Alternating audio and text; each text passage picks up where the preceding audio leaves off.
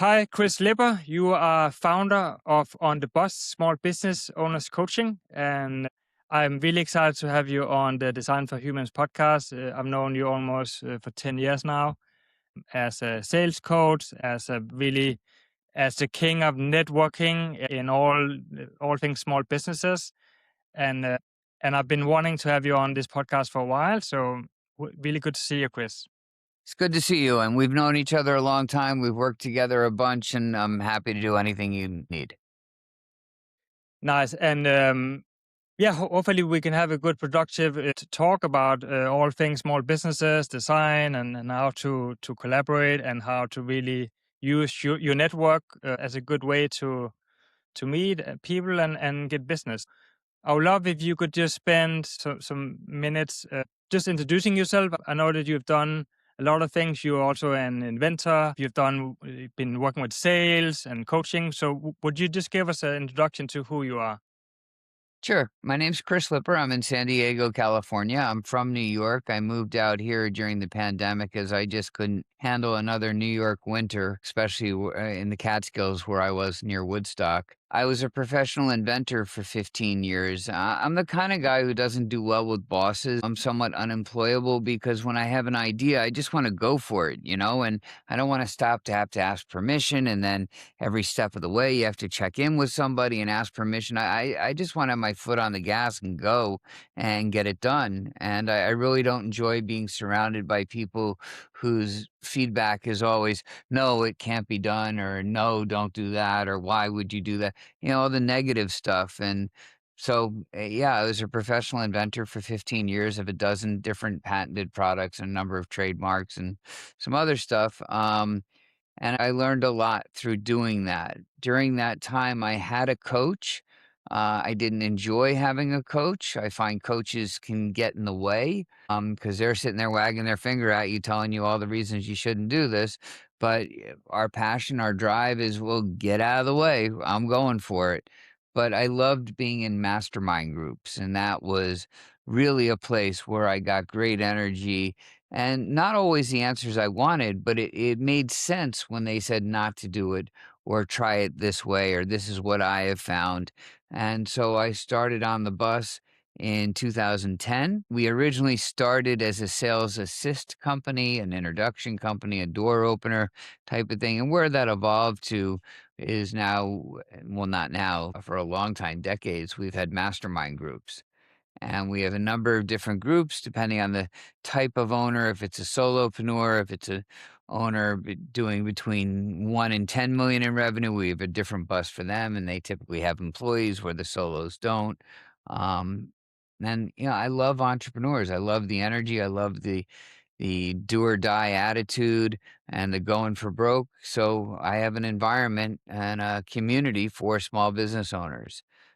We do feature masterminds, but each owner also gets one-to-one coaching prior to their monthly bus meeting, as we call them. And we fill out a bus pass where we're tracking behaviors and behavioral goals and KPIs and your normal kind of stuff like receivables and revenue and profit.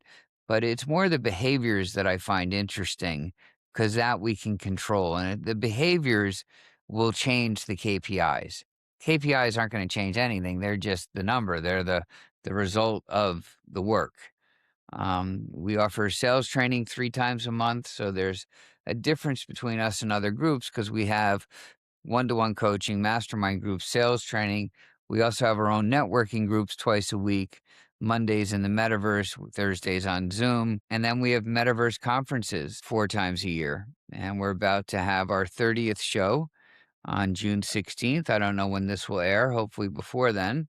And everybody can come at no charge and go to onthebus.biz to register. It's really fun, and it's something that I really recommend people to do. The first time I tried it, it was completely new, and I was walking around like an avatar, and now it's even more advanced.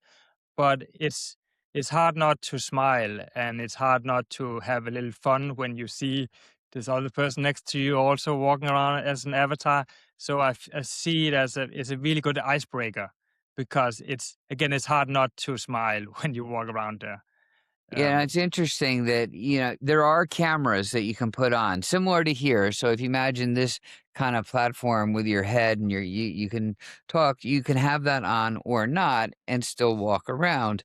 I'm having eye surgery right before the conference. So I don't need to have my camera on and I can still be me and have my avatar and nobody would know. I don't know how I'll look afterwards. I don't care that much, but sales is you want to look and feel your best. But with an avatar, I can do that. Yeah.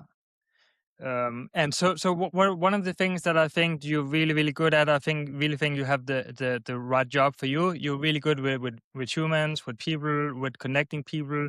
And I think I probably don't know anybody like you who know so many different people in so many different areas. So have you always been good with people? Is that something you grew up with? Yeah, it's funny. I don't think I am good with people. Okay. If you look at a disc analysis, I'm a very high D. Eyes are good with people. They love the interaction and the chit chat, and I'm more of a direct kind of guy, moving people along to where they need to be and setting them up for their success. I'm an assist guy, not a goal guy, if you know what I mean. And and I'm not great at tracking everyone I know. I'm famous for calling up people and saying, "Hey, what was that guy's name? He does this," and then I can connect them. But I can always find them, and they'll know me. And if I give a referral or an introduction, generally there's follow through on it. Yeah, because I think we have sent referrals back and forth, but I think it's always some interesting people that are being connected. And so, if I think back on the first time I met you, I think it was 2016 or 2017. But I was doing a small business course, and then somebody on that course said you should meet with Chris. I think you would be a good fit. And then I remember I met you in your office in New Jersey at that time. And then I think you did something that was very effectful when you talk about getting people on board and sales as well. I think the first thing you asked me was, so why do you think this person wanted us to meet? And then I found myself spending 5 minutes explaining why it was a good fit. And then once I needed to decide, do I want to be on the bus? Of course, like I just heard myself say all these good reasons. And I thought that was it was a very good way to do that. And because I kind of convinced myself that this was for me. That's our part of our whole approach is to sell with questions versus answers. And one of my favorite questions to ask is, why did Bob introduce us? Why did he think we should meet? And then you just stay quiet and let them tell you all the reasons that they're going to close themselves. Yes, I remember also we worked on, so after a while, we decided to work on the branding for On the Bus, and that was a fun process that I would like to talk some more about. But I remember we made a business card where on the back you had the bus, you had a graphic of a bus, and then you kind of indicated that so you could use it as a template for a meeting.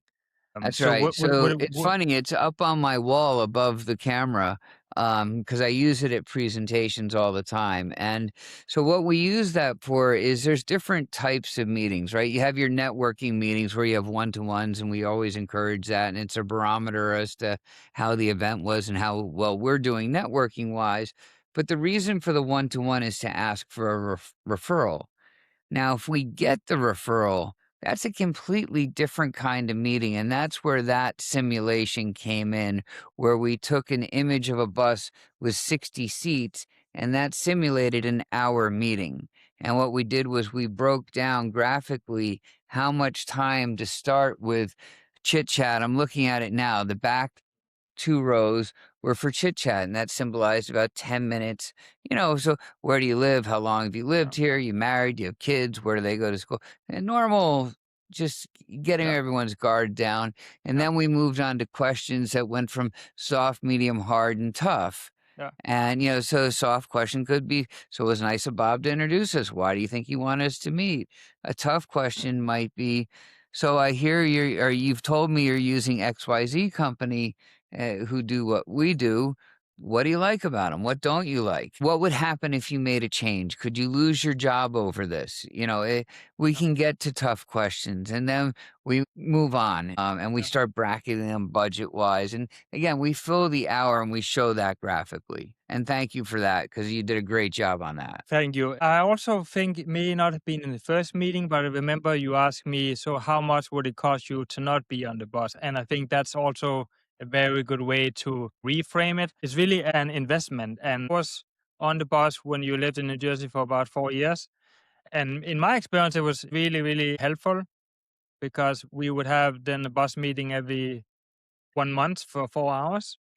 And then you would have personal coaching throughout that. Those 4 hours, we would go into a physical space because it was before COVID. We would all have 30 minutes to kind of present our challenges for this month in our businesses, what has been good, what has been a challenge.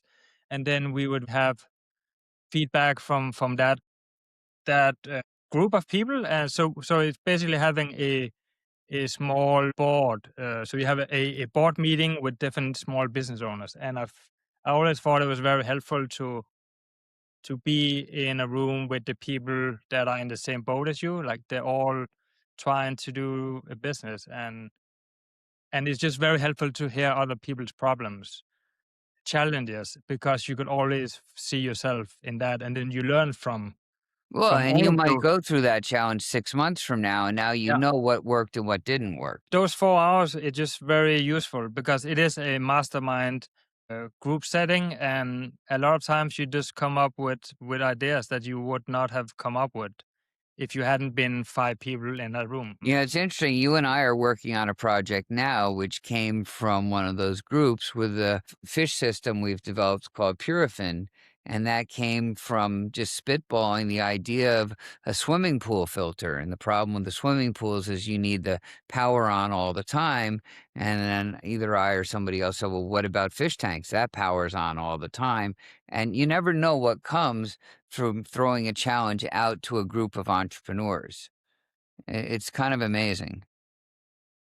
Yeah, and then there are always different ideas, and even though it's different businesses, we still have challenges with. So what are you doing with social media, and what are you going to do for this trade show, and what kind of presentation are you going to do, and how do you fire people? How do you hire people? Also, I remember sometimes we discuss those things. We discuss what hard decisions will need to be made, and then I think an important part of this is to you make a commitment for next meeting, and then you say, "I will have this done by next Yep. meeting," and then the whole point is that you're supposed to feel bad if you don't do it because that's what accountability is doing. You reminded me of my favorite story about on the bus that our dear friend Jeannie, who you know and I know, and she allows me to tell this story. She met with me 9 years ago, and I should tell you that our average stay is 8 years. Our cancellation policy is 30 days, but people tend to stay on average 8 years. It's probably a little higher than that now. I haven't polled it for a while, but let's go with 8 years. Yeah. And she met me on a Thursday, and um, she had all these wonderful ideas for a business. She was a Mary Kay rep at the time. And I told her how much it was, and I think then we were charging $750 a month, something like that. And she said she can't afford it. And I said I said, Jeannie, you can't afford not to do it. Yeah. You've got all these great ideas, and 10 years from now, you're going to be kicking yourself saying, what if you don't do this? But your call, no pressure. That Monday, she called me up and she said, all right, I borrowed money. I got 3 months worth. Let's get busy. So 9 years later, she has 14 businesses and she profits as a solopreneur. Some months it's 100 grand, some months it's 250 grand a Oh, month wow. profit. And she couldn't afford $750 9 years earlier. And we take no credit or blame, but she gives us a lot of credit for her success. Yeah, Jeannie is a solopreneur like no other, and the other buses are for people with employees. She Yeah. doesn't have employees. Yeah. She doesn't want the responsibility or the headache. She has a lot of subcontractors. You made that big change from in-person meetings to meeting on Zoom. Do you see there's a big change in that? Is there a big difference from that? So you and I have another friend, Gilbert Abraham, and 10 years ago, whenever it was, we were meeting live and he was our member and his office was in Jersey City and we were in Morristown. It was probably 40 minutes without traffic, with traffic, 2 hours more. And he used to always say, "Can we meet virtually?" And I was Yeah. like, "No, man, business is done, belly to belly, eyeball to eyeball. I need to shake your hand. I need to see how it's working." And I've told him a million times that he was right and I was wrong. And in fact, the best wedding I've ever been to in my life was his wedding. And it was a virtual wedding during the Oh, wow. pandemic. And it was wonderful. But we went virtual March 20th of 2020 because of the pandemic. And love it. We've never looked back. We've never had a live event since. I had just opened a new office on the 17th. Yeah. We had one meeting there, and then we shut it down. And I moved to Woodstock, New York, and worked from there for a few years. Decided winter was just overwhelming for me, and now I'm in San Diego and haven't missed a beat other than time zone. Doesn't matter where we are for me and my business. It's pretty fascinating that you can have people from all over the US and sometimes people from India, from different countries, all in different time zones. I do sometimes miss having those in-person meetings. If that's not possible, then it's a good way to be able to do it, and then you save a lot of time by going back and forth as well. I couldn't be as efficient as I am if I was doing live. If you don't have a product that somebody needs to smell, taste, or touch, I think, a tangible, I think if it's a service-based situation, virtual is just fine. You wrote a book about different experiences and different findings you've learned over the years in terms of sales and how to connect. Do you have some things that you want to mention from these two books that you've written? Yeah, I was going to say, you have the first book. The second book is here, The Entrepreneur's Big Book. I love them both, but they're very different. And the first book was written, I was working with a college, helping veterans at night that were starting businesses. I did it volunteer for 5, 6 years and I loved it. And then they asked if I would offer sales training through the college. And I said, sure. And then they said I needed a book for the bookstore. So I took my speaking notes and turned it into a book with the book that you have there in your hand. Yeah. And that's the On the Bus workbook. And it's a sales training book. And we cover the basics. It's very basic, from 10-second and 45-second and 2-minute introductions to how to shake hands and how to do it virtually, because I updated it after the Yeah. pandemic, right? How to say hello and goodbye, how to keep in touch appropriately, how to sell with questions, what to do when you get the referral meeting, how that's different. We do behavioral goals. We have that class coming up next week. We go every December and June, we establish and revisit behaviors and see how we're doing. So there's a lot in that first book. I really didn't know how to write a book at Okay. that time. It was more of a textbook. And I'm not a writer. I'm dyslexic. I have no business writing books, but there was a book in me. And it took 5 years for me to complete this book from concept to Audible. And this is called The Entrepreneur's Big Book, featuring the 12 steps of entrepreneurship. And I tell my story of an entrepreneur in here, but so do 10 of our members. Yeah. And they tell their stories of what life and business was like before the bus, what happened when they got on the bus, and what life and business is like now. And I love the book. I listen to it on Audible all the time. Yeah. We use it in our classes. We've done some book clubs with other groups with the book where they asked if they could use it. And yeah, it's got some legs and it's fun. It's great. Yeah. Okay. So with all your experience about being a coach and a sales person and having run all these calls, what are some of the major things that you see entrepreneurs have challenges with? What are some things that you see again and again? The number one that comes to mind right Yeah. now when you're asking this question is, and I'm going to offend some people, but most entrepreneurs, at least when they come to me, don't have a vision. Mm. They haven't thought their business through to the exit. So when somebody joins us, if you joined us today, and you're always welcome back, by the way, Marco, we loved having you as a member, and you've got an open seat whenever you want it. Um, Thank you. But we would sit down and have a little meditation and go out to the exit. So you're a guy, I'm assuming you're in are you 40 yet? 45. Okay, so you're 45. Let's Yeah. assume you want to work another 30 years. So we'll go out 30 years and see what that looks like, where you're living, who you're living with, what you're driving, where the office is, who's in the office. We'll go out to your exit, figure out who the buyer is or what you're going to do to get out of the business. Most entrepreneurs don't think that way, and they can make mistakes in the beginning that will affect the end. And what happens is they'll end up coming to a guy like me 10 years in saying, "Oh, I'm so frustrated. The business isn't going where I want it to go." But that's because they don't know where they want it to go. Yeah. They're going where the clients push them to go. It's not their vision. So I think having a vision is essential. So that's the number one mistake I see. If you intend to sell it when you're older, then you should think about the name as well.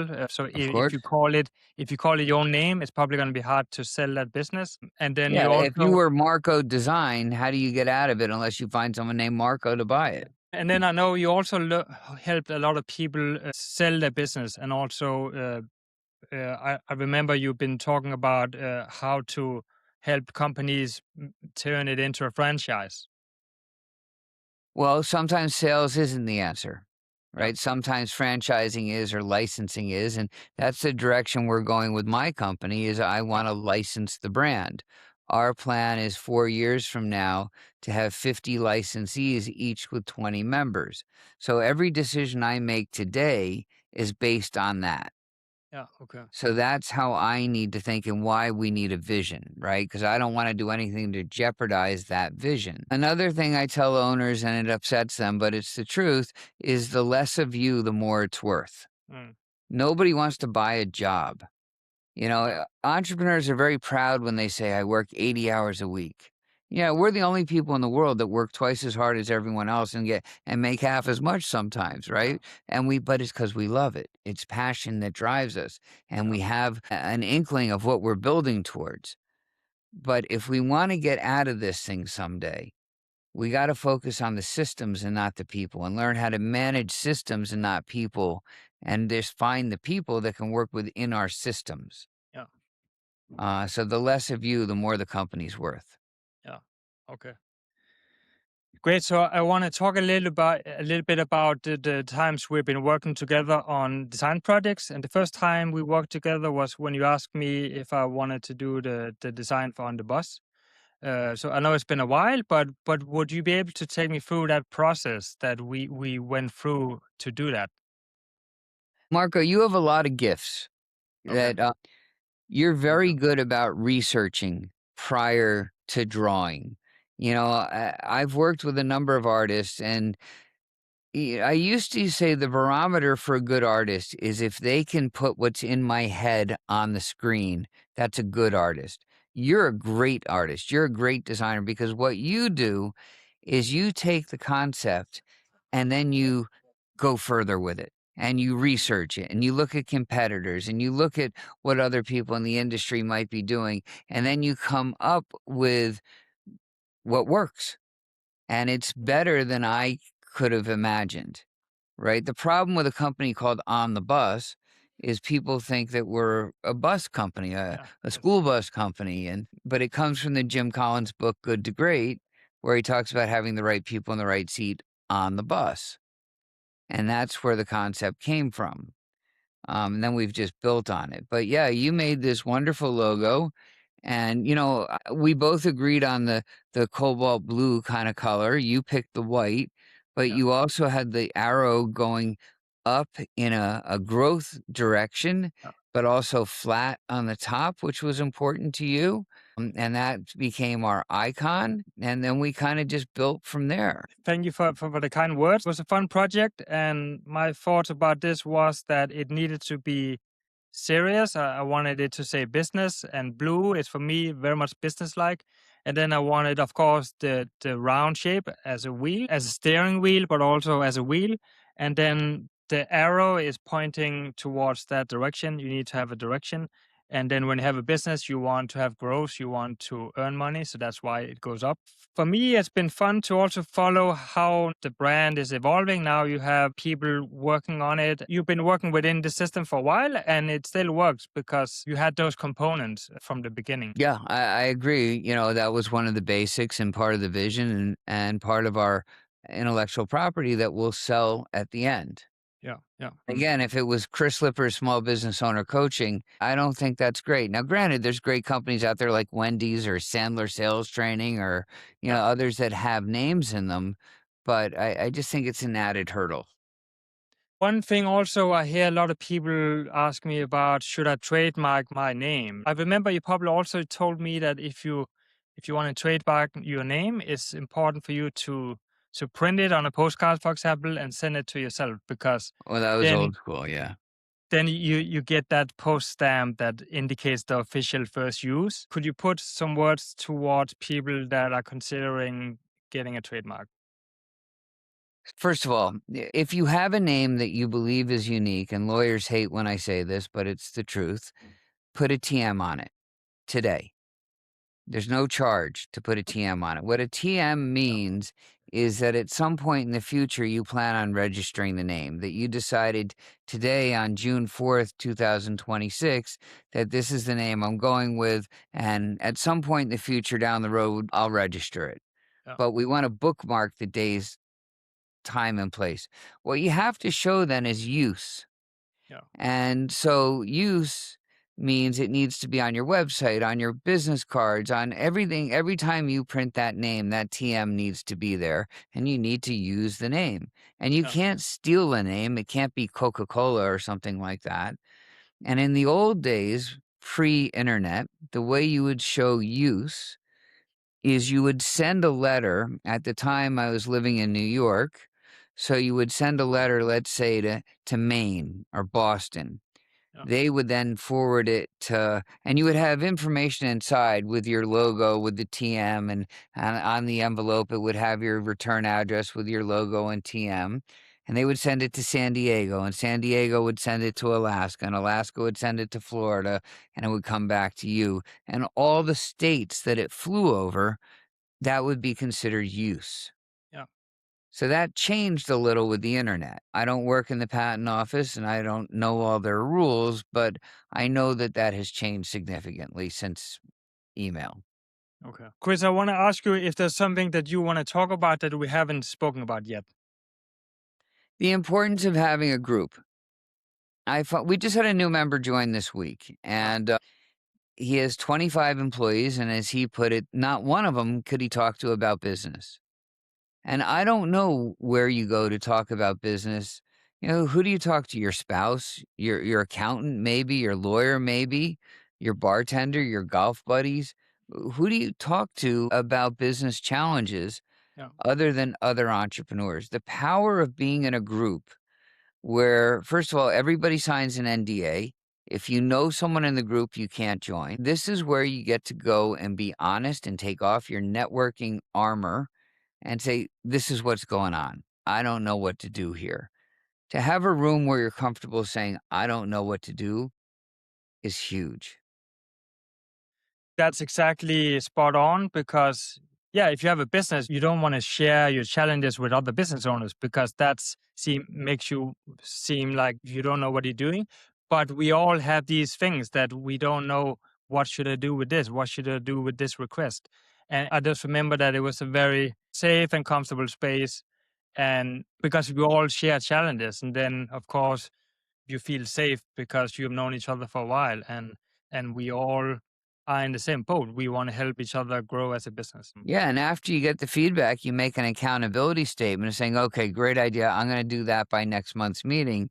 Yeah, We're going to find out how for real you are. it's really valuable to have that pressure. I remember I wanted to do these things because if not, you feel bad that you haven't done it, and Yeah, that I remember one meeting when I was a member of a similar group, and I said I was going to update my pricing for the yeah, website by the next month's meeting because they said raise your prices. I was like, okay, love to hear that. So we went from 15 cents to 25 cents or whatever it was. I hadn't done it.